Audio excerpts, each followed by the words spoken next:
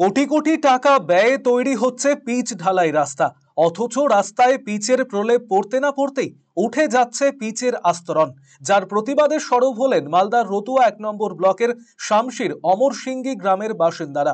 নিম্নমানের কাজের অভিযোগ তুলে বিক্ষোভ দেখালেন তারা। তাদের অভিযোগ, রাস্তা ঠিকঠাকভাবে তৈরি হচ্ছে না, ঠিকাদার সংস্থা শিডিউল দেখাতে চাইছে না, তাই তারা রাস্তার কাজ বন্ধ করে বিক্ষোভ দেখান।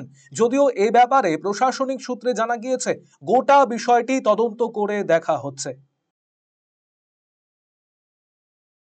আন্দোলন করছি ৮১ নম্বর জাতীয় সড়কের পাশ থেকে ভগবানপুর হয়ে যে রাস্তাটা হচ্ছে হলদিবাড়ি অবধি, সেই রাস্তাটা প্রায় ১ থেকে ১.৫ বছর ধরে কাজটা চলছে, কিন্তু এই কাজটা এখনো সম্পন্ন হয়নি। তার আগে আবার দেখছি কাজ স্টার্ট করেছে, তো যে পরিমাণে ম্যাটেরিয়াল দেওয়ার কথা ম্যাটেরিয়াল সেই পরিমাণে দিচ্ছে না।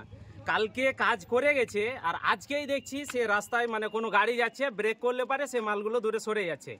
এখনো হয়নি, ঠিক হয়নি। আমরা এই কারণে নেমেছি রাস্তাতে, কাজ যদি সঠিকভাবে হয় তাহলে কাজ করতে দেব, যদি কাজ সঠিক না হয় তাহলে আমরা আন্দোলনে নেমেছি। এই কাজ সঠিক না হলে আমরা কাজ করতে দেবো না। সে যেখান অবধি আমাদের যেতে হবে আমরা যাব, কিন্তু এই কাজ সঠিক না হলে কাজ করতে দেবো না, আমরা আন্দোলন চালিয়ে যাব।